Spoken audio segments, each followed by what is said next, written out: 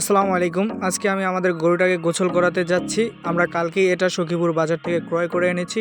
শুরুতেই আমি এনে গরুটাকে বেঁধে নিলাম, যেহেতু গরুটা লড়াচড়া করতে বেশি না পারে। তারপর আমি মোটরটা চালিয়ে দিলাম। গরুটাকে মোটরের পানি দিয়ে আমি আস্তে আস্তে ভিজানো শুরু করলাম। গরুটা শুরুতে নড়াচড়া করতেছিল, এরপর আর নড়াচড়া করতেছিল না। আমি পানি দিতেছিলাম, মনে হয় গরুটার অনেক ভালোই লাগতেছিল, কারণ পানিটা অনেক ঠান্ডা ছিল। তো আমি আর আব্বা মিলে আজকে গরুটাকে গোসল করাইতেছি। আব্বা ডলতে ছিল আর আমি পানি দিতেছিলাম। আব্বা এর আগে আর আমার কোনো গরু গোসল করানোর এরকম অভিজ্ঞতা ছিল না, এই জন্য আমি আব্বাকে সাথে নিয়ে নিয়েছি। আব্বা কিন্তু গরুকে খুব ভালোভাবে গোসল করাতে পারে। আমি এজন্য পানি দিতেছিলাম আর আব্বা ডলতে ছিল। গরুটা ভালোই লাগছিল, গরুটা শান্তশিষ্টই ছিল, গরুটা তত লড়াচড়া করতেছিল না।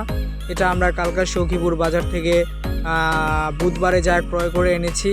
তো আমাদের গরুটা অনেক পছন্দ হয়েছে, এজন্য আমরা গরুটা কিনে আনলাম এবং আমরা এটাকে খুবই আদর যত্ন করতেছি গরুটা কালকে শুরু থেকেই এরকম খাবার দাবার তেমন খাচ্ছিল না। আমরা ঘাস কেটে আনছিলাম আমি আমার আব্বা, তো গরুটা তেমন খাচ্ছিল না। তেমন নতুন একটা জায়গায় আসছে, একটু আনইজি ফিল করছে গরুটা, এজন্য আমরা কালকে গরুটারে গোসল করাইছি, আজকে গরুটারে গোসল করাইছি। কারণ এই গরমের মধ্যে মানুষই গরমে থাকতে পারতেছে না, আর গরু কিভাবে এই গরমে থাকবে। তাই আমরা এই গরুটাকে বারবার গোসল করাচ্ছি, যাতে গরুটা অসুস্থ না হয়ে পড়ে, গরমে যাতে কোনো ক্ষয়ক্ষতি না হয় গরুটার। এই জন্য আমরা গরুটার অনেক যত্ন সেবা করতেছি। গরুটাকে আসলে আমরা 2-1 দিনের মধ্যে অনেক ভালোবেসে ফেলেছি।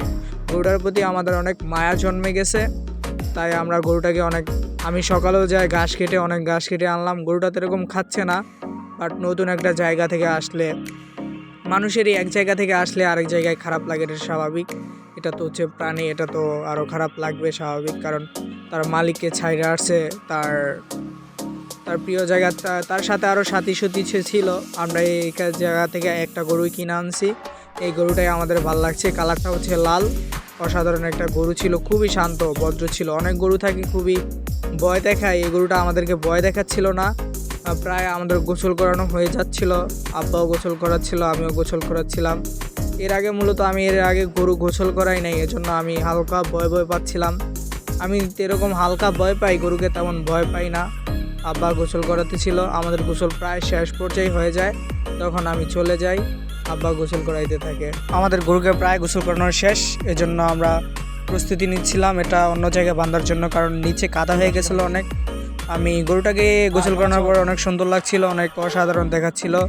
আসলে গরুটা তেমন খাচ্ছিল না, এই জন্য গরুটার পেটটা ভরা ছিল না, আর অনেক সুন্দর লাগছিল গরুটাকে গোসল করানোর পর। আমরা প্রতিদিনই ডিসাইড করছি ডেইলি 3 থেকে 4 বার গরুটাকে গোসল করাবো, কারণ এই গরমের মধ্যে গরুকে গোসল না করানো ছাড়া আর কোনো উপায় নাই।